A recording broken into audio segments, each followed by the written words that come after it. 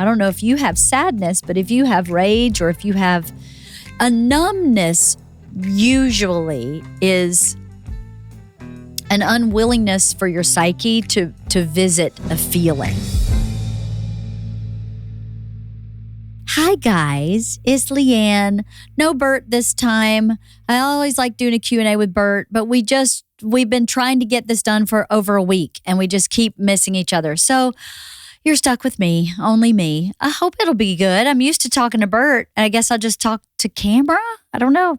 But if you have a question for me, and usually me and Bert, let me give you the phone number. You can call 818-949-8536 and you can ask me anything. And hopefully I'll be able to answer it for you. So anyway, thanks for coming back. And I guess we'll take our first question. Hi, LeeAnn, and Bert, if he's there. My name's AJ. I'm 23 years old. I'm from Wisconsin.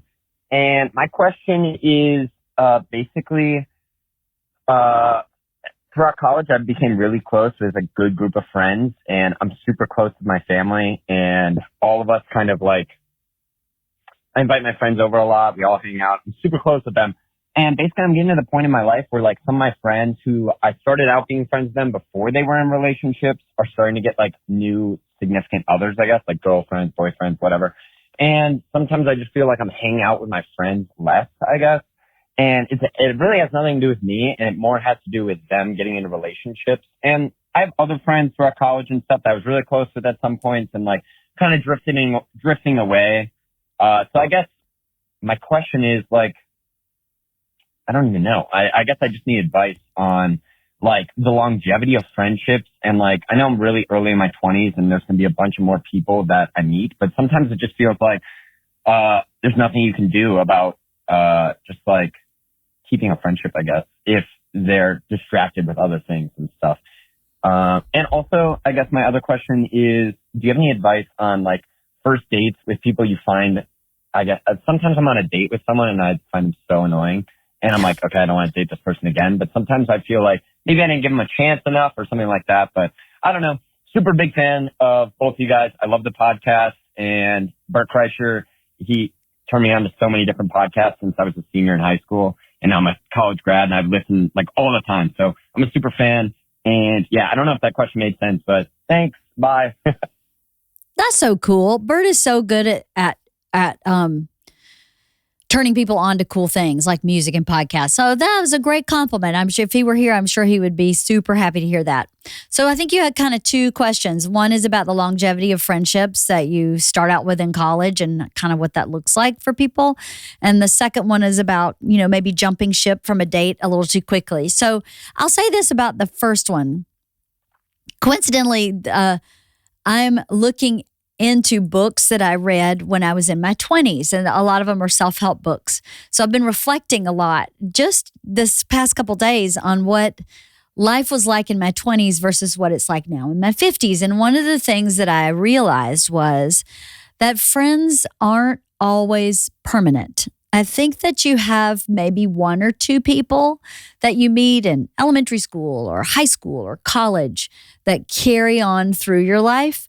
But most people kind of ebb and flow in and out of your life. I think if you are growing and learning as a person, you and also the people you surround yourself with tend to change. And so what was working or was interesting at one phase of your life might shift during another phase, not even for any bad reason, but just because it's just kind of the way you're flowing through your own personal life. So I think a willingness to be curious about where you are with your friends, as opposed to being, and I don't think you're saying this, but just for a piece of advice, as opposed to being worried or concerned, to remain curious and open for new people to show up where existing people may be fading. I think your 20s, I've said this many times, your 20s is really about learning and about failing and succeeding. But it's, first time you break up with somebody is usually in your 20s, your first real relationship. Your first time you get fired is probably in your 20s. The first time you have to quit a job is probably in your 20s. Like a real job that means something to you. I don't mean like at the drive-through or, working as a lifeguard. I mean like a real job. What you thought was a career job changes, and what you thought was a promising relationship changes, and friendships change, and your interests change. That's so much part of your 20s. So if you can remain curious in your 20s and remain open to new people and experiences, I think you'll ebb and flow through these friendships in a very natural way. And just know that that's completely normal. I have a couple people from each decade that I've kind of hung on to, but it's really not a big group. And nothing happened. Nothing went wrong. We just all kind of went different ways. But your second question was about jumping ship from a date maybe too early. That's an interesting thing. Sometimes you just know, and sometimes I'll give you this example for me. When I had a first date with Bert, I was like 2-3 dates and we'll be done. But I'm going to commit to like 2 or 3 dates. And by the third or fourth date, I was like, hold on. This may be something I've been looking for and I didn't realize it. I was like fishing in a completely different lake. So I think a good rule of thumb would be maybe not on the first date unless there's something crazy wrong. Obviously, sometimes you show up and you're like, this is an absolute no. But if there's something where you're like, I don't know about that. Because in the beginning, I went to Bert's house and was like, he is such a slob, we should just stop here. But at a certain point, you go, okay, well, is the slob a real deal breaker if everything else is working? And if I just stop with he's a slob, I'm done, I never would have found out. So I wouldn't just jump ship on the first date. Now, reverse of that is, I don't think it's necessary to have 15 dates with someone to figure out. I think as you get older, you kind of become more discerning about what works for you and what doesn't. But in your early 20s especially, how are you going to figure that out if you don't practice it? So if you don't like blondes and you go out with a blonde and you go, I don't like her because she's blonde, well, maybe you should keep pursuing her just to move that aside. That's a really bad example, but you know what I mean. If there's something you just kind of think that's not for me, you may be pleasantly surprised, but it also doesn't need to drag on forever. Don't get yourself in a situation where you feel like, now I'm going to really let her down, or she has some unrealistic expectation about what is happening here. So I hope that's helpful. I think it was. What do you think, man in the box? Was that good? I thought that was very helpful. Okay, good. My advice would be 2 dates. And if you like the person more on the second date than you did on the first, then you keep going. And if you like them less, you're done. Look who's jumping on my episode without being on camera, Christine Pierce. Do you see? You should just be on camera. Hey, LeeAnn. This is Allison from South Carolina. I just love your podcast. Your husband gives me anxiety sometimes, but mine is kind of the same way, because my personality is more like yours, but somehow, just like you and Bert, we worked, and we have a great time together. But I was calling to ask a question about my mom. I have a similar situation to what you have with your mom. And I also want to thank you so much for being so transparent about that, because I'm in my late 20s, and it's kind of hard to see all my friends have help with their kids and going through that stage of life with their moms. And I don't have that because my mom's basically a drunk, narcissistic asshole or whatever. But I have been struggling with how she makes me feel. For Christmas, she had a family member deliver presents to us, and it made me feel kind of guilty about ignoring her messages and attempts to reach out, even though they were very manipulative. And I just wondered if you ever dealt with any of this when your mom made attempts to connect with you, if it made you feel guilty when you didn't connect with her because you placed that boundary. Because I've definitely placed that boundary with my mother, and she has not respected it. and she will constantly try to get in touch with me and tell me how horrible of a person that I am. But I've come to realize through a lot of therapy and good people in my life that she's the only person who thinks that. So I must be pretty great. But anyway, thank you so much for listening to me. I love you, love your family, and I appreciate you and all that you do. Bye. Bye. Well, thank you for reaching out. I'm sorry you're having to go through this with your mom. I totally relate, obviously. But yes, I have felt guilty. And yes, I have been put in positions like that with my mom. And you know what? It's really hard. When Bert and I were first together, my mom was a big gift giver. She would send me gifts all the time when we were in good graces. And I would always say to Bert, don't believe it. There's a bomb in that gift somewhere. There's a stink bomb and it's going off. So don't touch it and don't, take it with a grain of salt. And he could never understand why I had to protect myself in that way.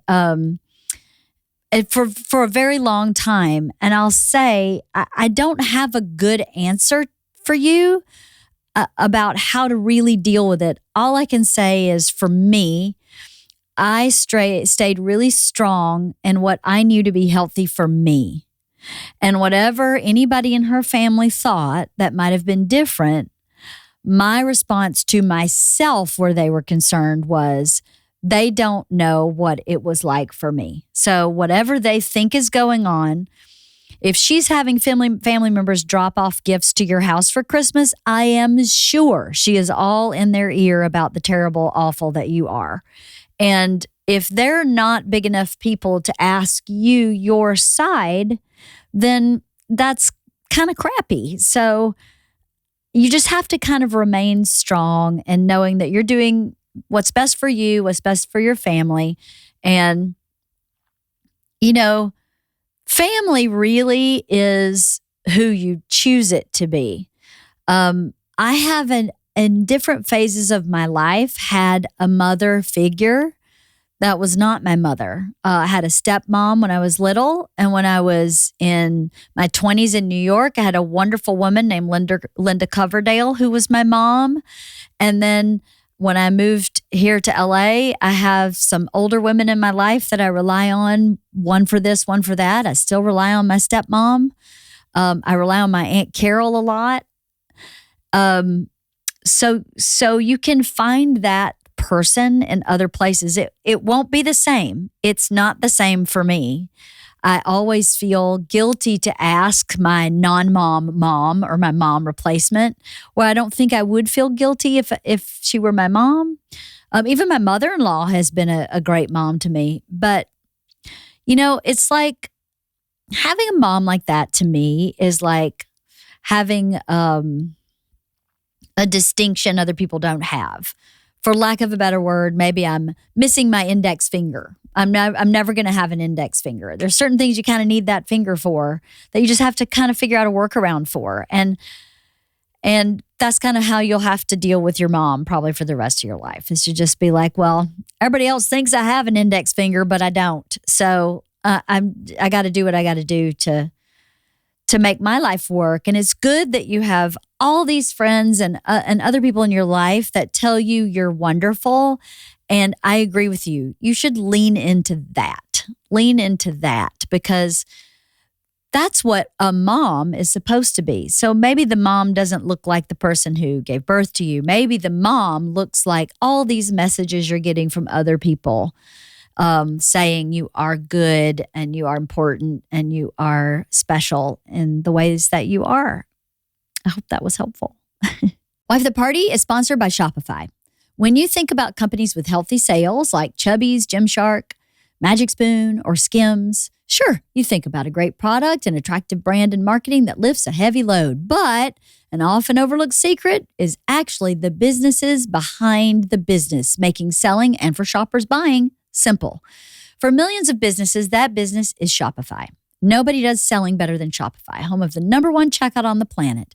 And the not-so-secret secret, with Shop Pay that boosts conversions up to 50%, meaning way less carts going abandoned and way more sales going. So if you're into growing your business, your commerce platform better be ready to sell wherever your customers are scrolling or strolling, on the web, in your store, in their feed, and everywhere in between. Businesses that sell more sell on Shopify. We've been using Shopify for years for all of our merch sales online.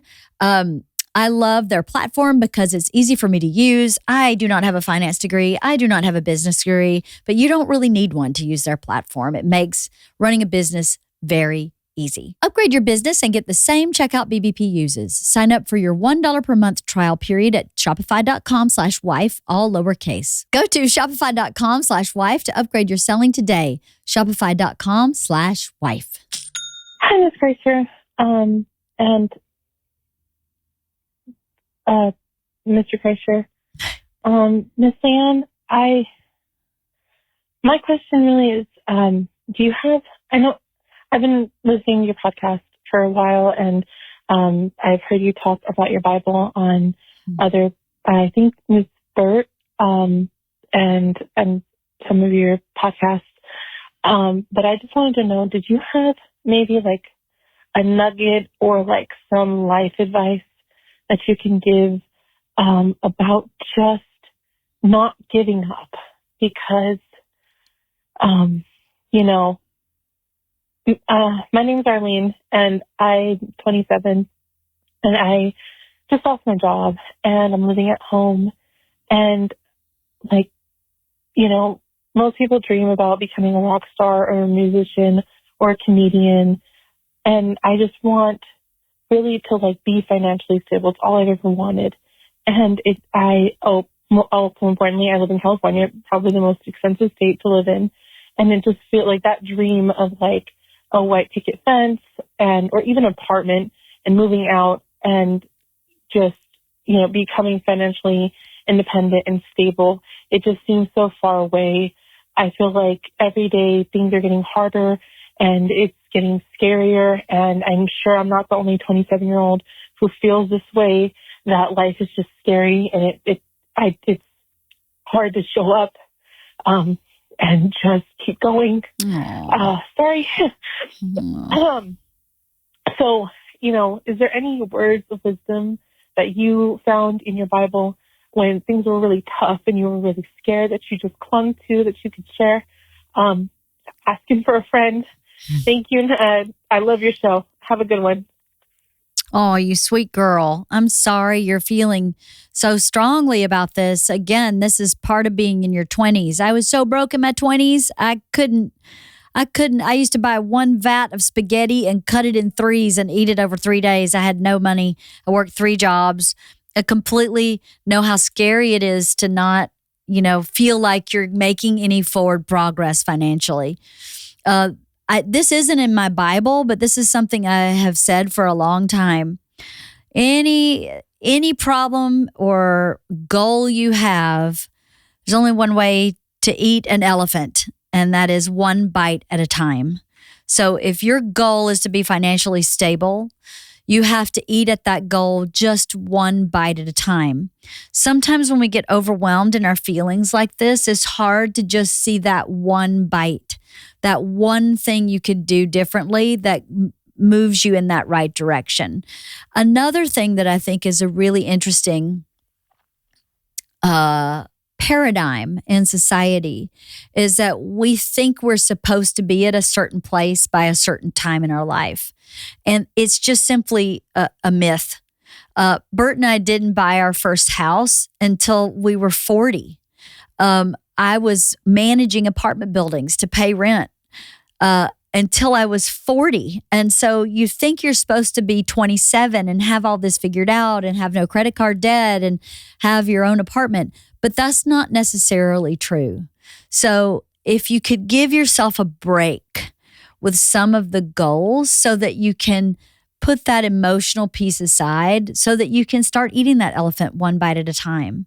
I'll tell you what, I don't know that I had anything particularly that came to mind from my Bible, but I will tell you what I did when I felt like I wasn't making any forward progress.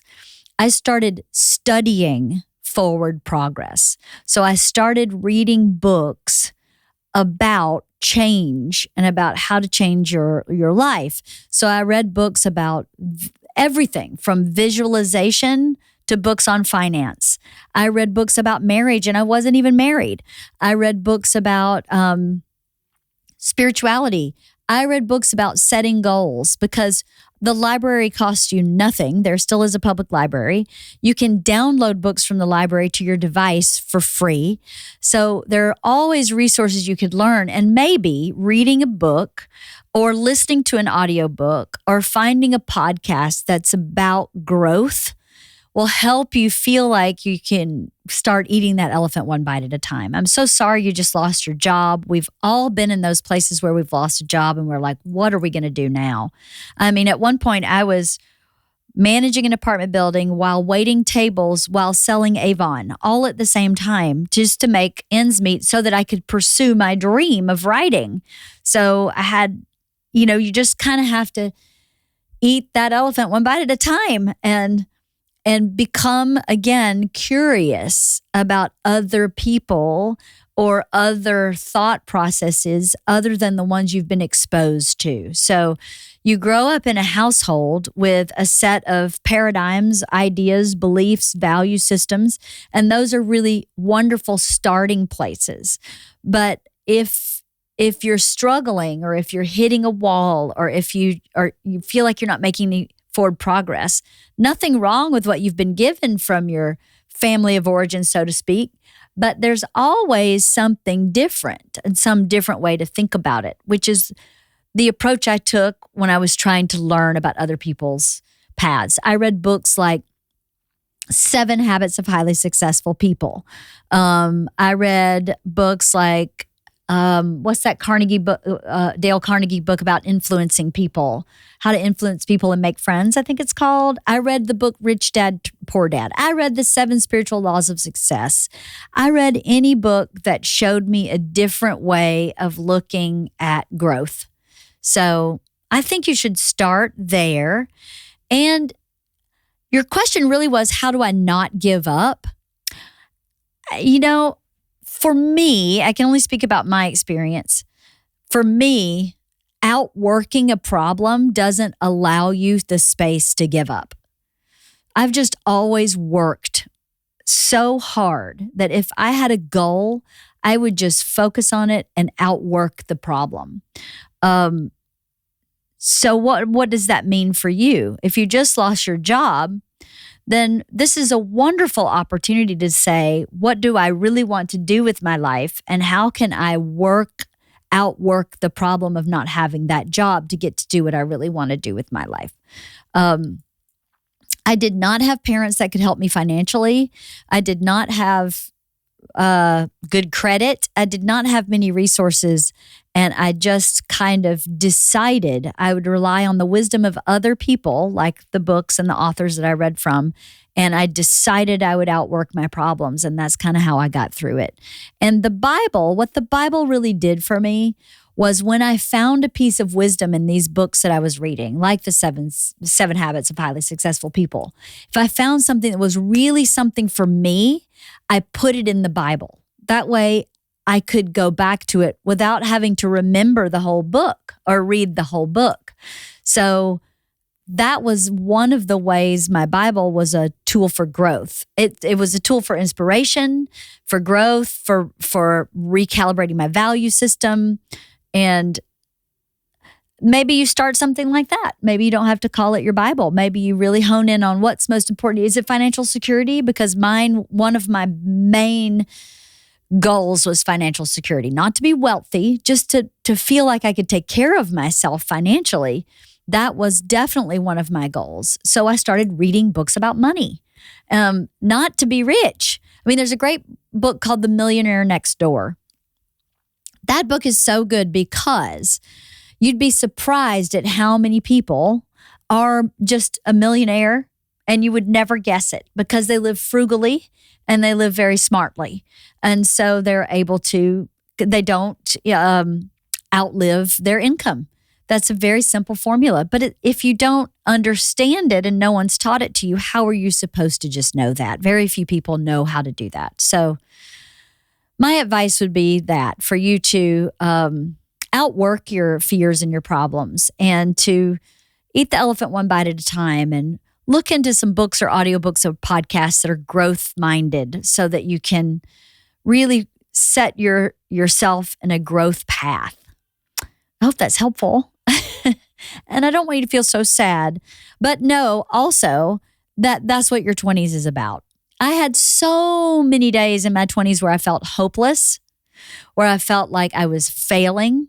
I felt like I was 3 steps forward, 8 steps back.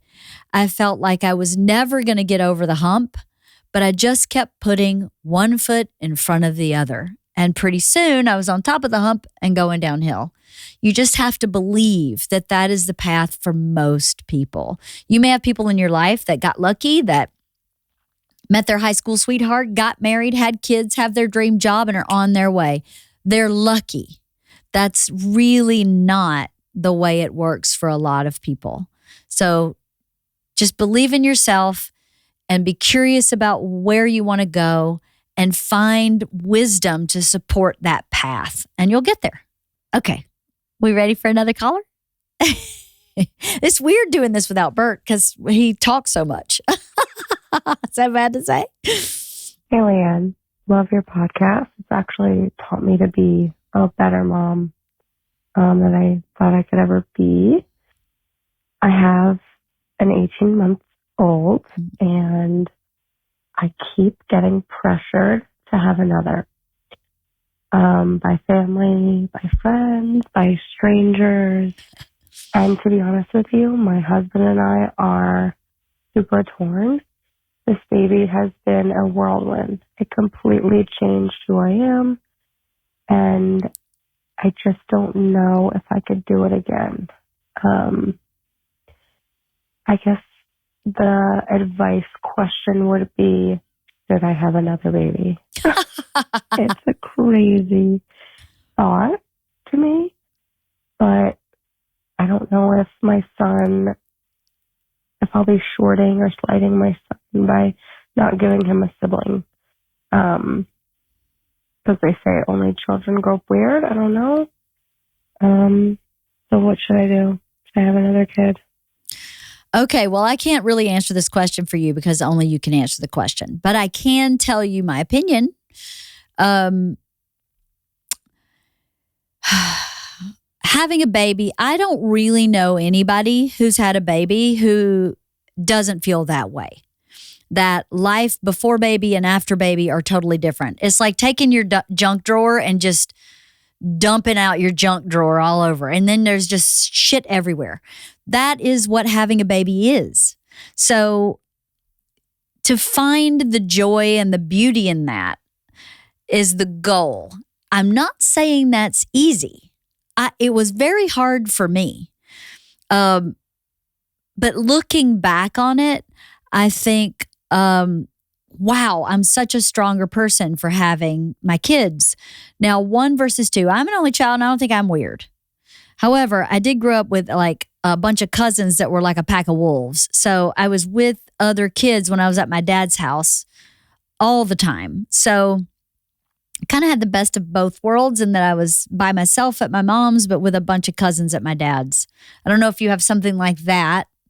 I will tell you this, having had 2 children, I didn't want my daughter to be alone for many, many reasons.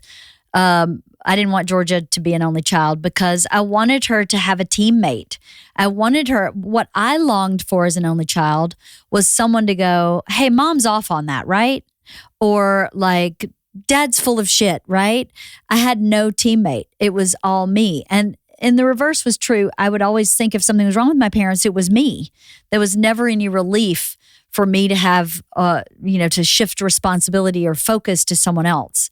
And that for me was a lot of pressure. And now as my dad gets older, he has 3 stepchildren, but I'm his only child. So I feel guilty if I'm not taking care of him in a certain way. And I don't have anyone else to share that with. That's what I'll say about my experience as an only child. I was very lonely. And I really wanted and needed a lot from my parents. Now having 2 children, some of the want and need I had as an only child, I saw my daughters getting from each other because they had a companion.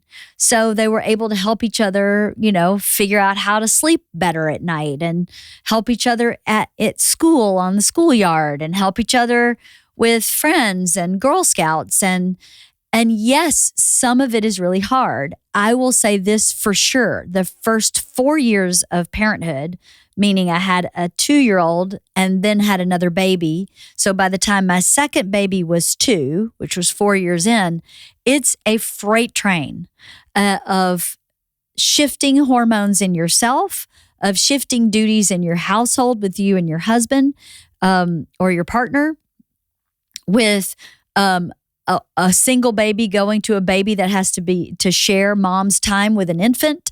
It's extremely intense.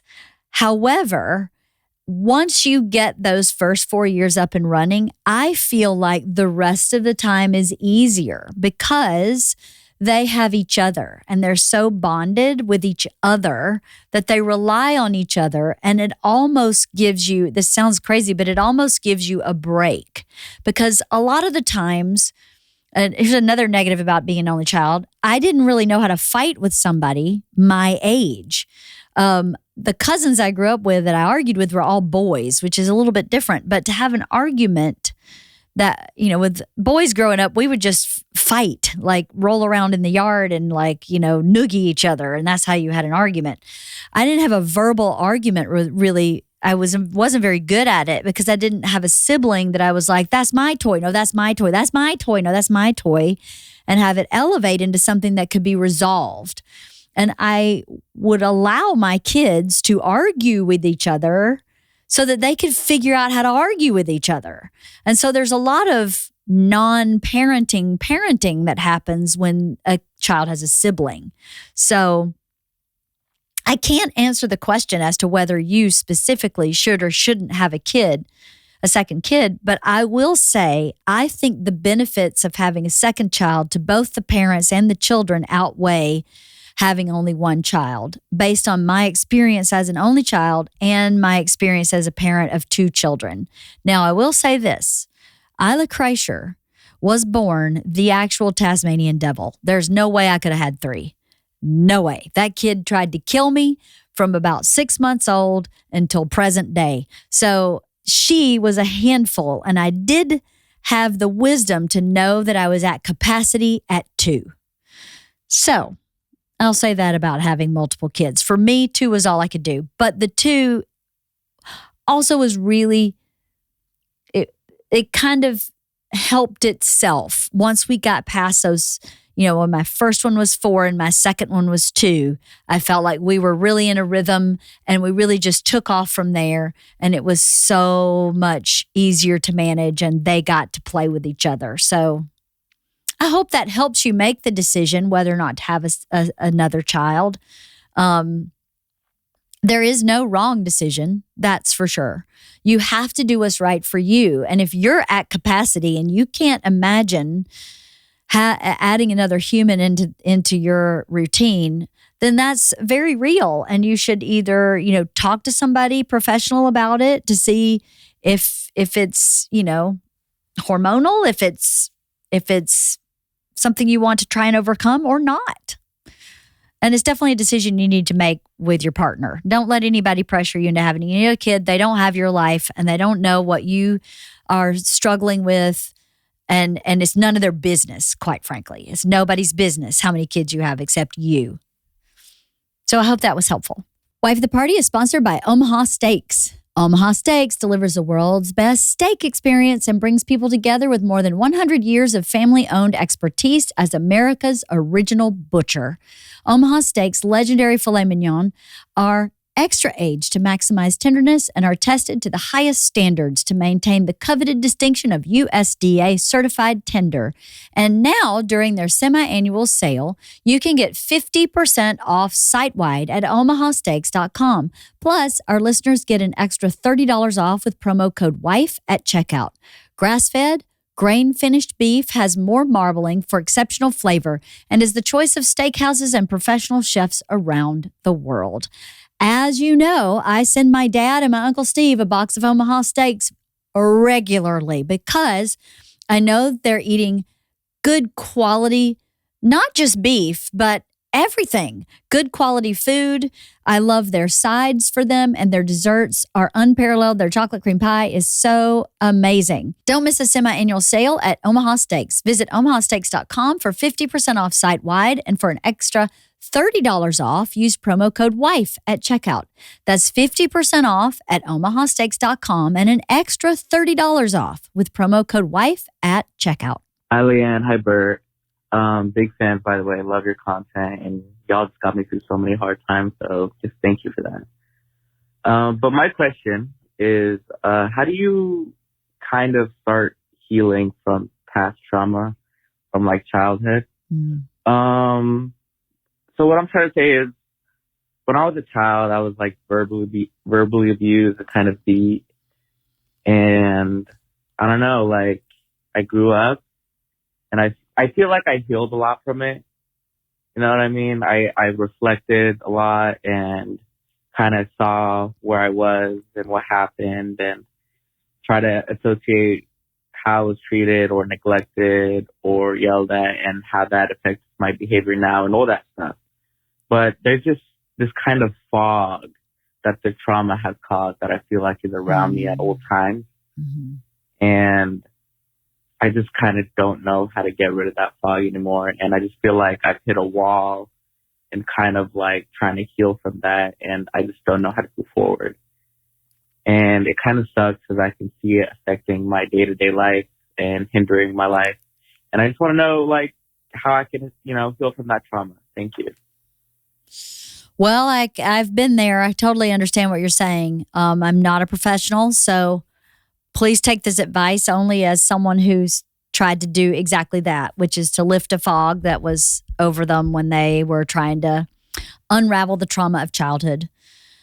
I have a lot to say about this, actually. One of my friends said to me once, you have so much sadness inside you.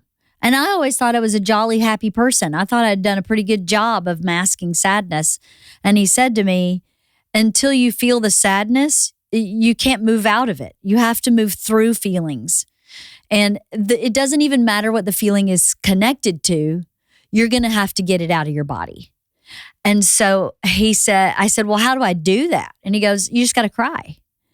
Well, being a person who was willing at the time to try anything, I started watching really sad movies to make myself cry.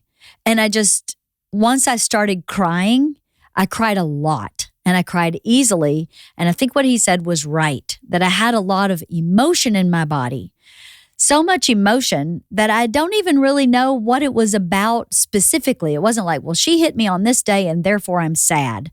I just had accumulated a lot of sadness and rage.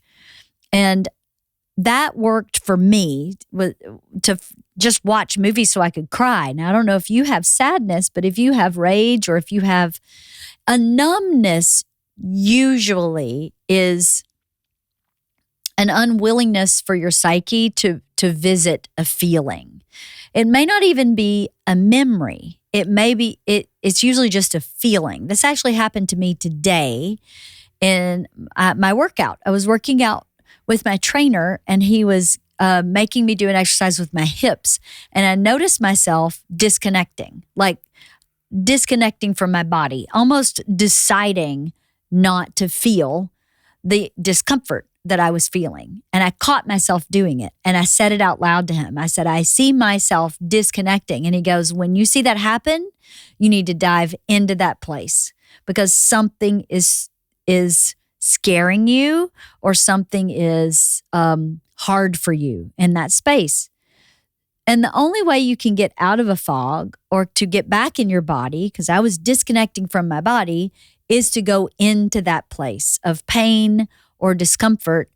And I did that by myself without a therapist. Again, I was very curious about reading books and from people who had survived trauma. There's great books from people. There's one called One Day My Soul Just Opened Up by LeeAnn Kreischer. I think that's how you say her name.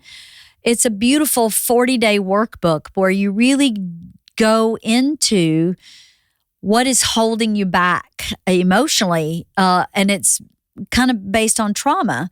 It was not a fun 40 days, but it was a 40 days that like released a lot of feelings out of my body. And actually, sometimes you may have behaviors that you're repeating that you don't understand, and you sometimes can't understand them until you start really going into those places that are uncomfortable. One day my soul just opened up was a beautiful workbook to kind of dig some of that out.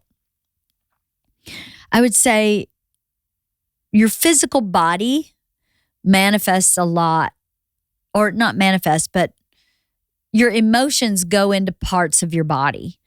So sometimes if you have a lot of grief, let's just say, or maybe you weren't allowed to argue with your parents, or you have a lot that you need to say to somebody that you can't say. And so you would, if you do something that stimulates your voice, like singing, or if you do a lot of work on your voice or your throat area, it can relieve some of that pent up emotion. The same is true with grief, with fear, with pain. Where you put things in your body really matters. There's another great book called You Can Heal Your Life, where this woman was diagnosed with terminal cancer, and she started thinking, well, what if I sort of caused this by holding on to pain or anger or feelings that aren't healthy for me? And what if I start trying to release that feeling, and what happens to my body? And her cancer completely went away, and she lived for many, many years. And then she wrote this beautiful book, You Can Heal Your Life, where she kind of pinpoints that, if you're feeling grief, work on your thighs. I don't know what it is, but it goes in a certain part of your body. To be curious about where the human psyche and the human being stores trauma and how to get rid of it. Understand, I don't know about you, but for me, understanding that trauma most of the time is universal, in that whatever you experienced is a specific experience, but someone else has had a very similar one. There are very few experiences we have on this planet that someone else hasn't had similarly. So in listening to audiobooks or reading books, I was able to go, oh my gosh, that book just described my experience of my mother. So now I know, A, I'm not alone. B, what I'm feeling is natural. And I should not be afraid of it. And I was able to let it go. I talked about this on another podcast too. Some of the fog from trauma is about not forgiving the person or people who caused the trauma. Forgiveness is not an acceptance of abuse. Forgiveness is not giving someone permission. Forgiveness is releasing yourself from the cycle or the trap that this trauma has caused in your body. The way that I did that, and I did it with many people, is I wrote them a letter. And I said in that letter everything I felt. Some of the letters were pages long. And when the letter was done, I decided to forgive that person because I had said to the universe everything I wanted them to know, knowing that person would never know these things. But I did it for me to get it out of my body again. And once the letter was written, I would read it over, make sure nothing's missing, and then I would burn it. And I decided when it was burned, it was over and forgiveness was done. Never forgot any of the trauma, but I forgave all of it. And that freedom, that forgiveness lifted a lot of the fog you're talking about. I will say this, trauma and the damage, I don't want to say damage, but damage it causes, or the shifts in your psyche it causes, in my experience, don't ever go away. But you can get rid of the pain of it by doing things like forgiving the person who caused the pain. But for your whole life, you'd be wise to watch for when it pops up again, recognize it, forgive yourself for having it, forgive the person who caused it, and be aware that it's just going to keep popping up for the rest of your life. To expect for you to just be healed and it's over is an unrealistic expectation.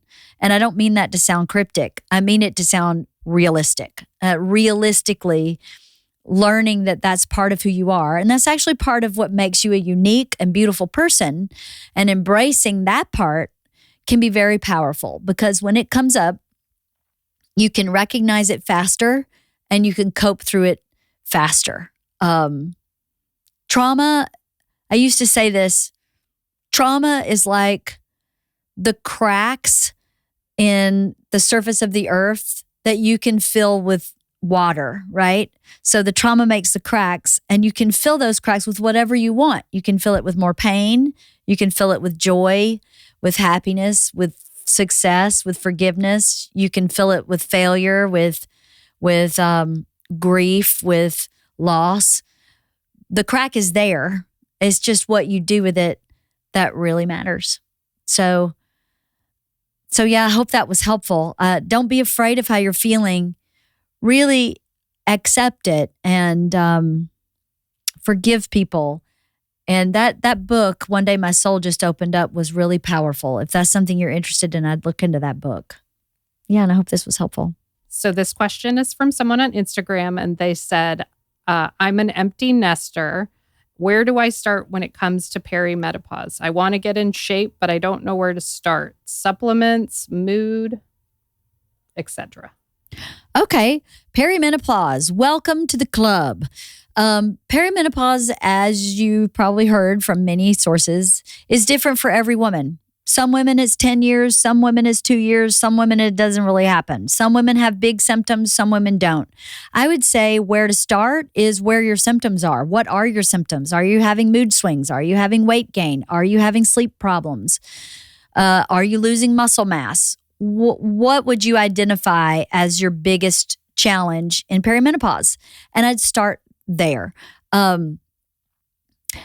Working out in perimenopause, if you focus if you shift your focus into strength training and longevity fitness, like balance and flexibility and strength.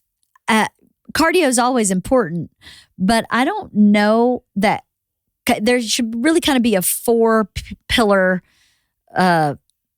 focus for perimenopausal women. I think you really have to get in your strength training and your flexibility and your balance, the agility piece, because that kind of carries you out through the rest of your life. Supplements, I think supplements are always helpful. They're particularly helpful when you're in menopause or perimenopause because your hormones are changing and certain nutrients are depleting because of the time period of your life. So supplements are always a great idea, in my opinion. Sleep, my therapist said to me the other day, at a certain point, sleep is more important than anything else. And if you've had 2 or 3 days without a good night's sleep, set everything else aside and get that good night's sleep. She said to me, I never advocate medicating to sleep, but if you've had multiple days, take some NyQuil and go to bed. And then that will do so much good for your body. But if you are having consistent sleep trouble, I would see a nutritionist or a doctor to get you natural supplements or CBD products or something to help you sleep. Sleep is so important to your body in so many ways. So I guess it would just depend on where your symptoms are most apparent, and then focus on that, because usually in my experience, the most severe, so to speak, symptoms that I have help right the boat of other problems. Like I'm having bowel issues. Well, when I started dealing with my bowel issues, it helped my sleep. So go to what's bothering you the most and start there. That would be my opinion. Lots of great resources on Instagram. There's so many women talking about menopause and perimenopause, medical doctors. I would take a look at those ladies and deep dive their websites and see what they have to say as well. This is a non-question. This is a non-question. Hey, LeeAnn. Let me make this brief. I'm a 53-year-old brother from Oakland, California. And I just discovered your podcast, and I absolutely love it. I love you guys. I didn't know that Bert, I knew that he was a very outlandish comedian. I didn't know that Bert was such a good comedian. But I just want to let you guys know that I appreciate you guys. And I love your podcast. You're the bomb. All right, sister. Keep it up. And you got you a forever fan here. Oh. Not just Bert, you guys' whole family, Island and Georgia included. I feel like I know you guys. You're the fucking best, mama. The wife of the party. Yeah, baby. I love that. That made my day. Thank you so much. That made my day. I mean, who doesn't want to hear that someone likes you? But gosh, thank you so much. I really appreciate that. That makes me super happy. I love my podcast. I love my life. I love my husband. I love my kids. And I love, when people come up to us in the airport or whatever, I'm always, I feel like we're just regular people. We're just regular people. So I really appreciate that. Thank you very much for calling, for taking the time to call and say something lovely and nice. Thank you very much. Thank you very much. I don't know what else to say. That was awesome. Well, I guess, is that it for our Q&A? No Bert? I'm sorry, guys. No Bert. He's so busy. You did a killer job. But I think I did an okay job, right? You did so good. We did a good job. Well, again, here's the phone number. Let's see. I already closed my app. 818. It's 818-949-8536. And Christine, if you keep talking on the mic, I'm going to make you come out here and sit with me. Lady.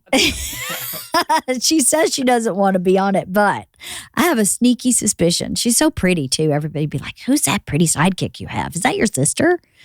Right? Not saying anything.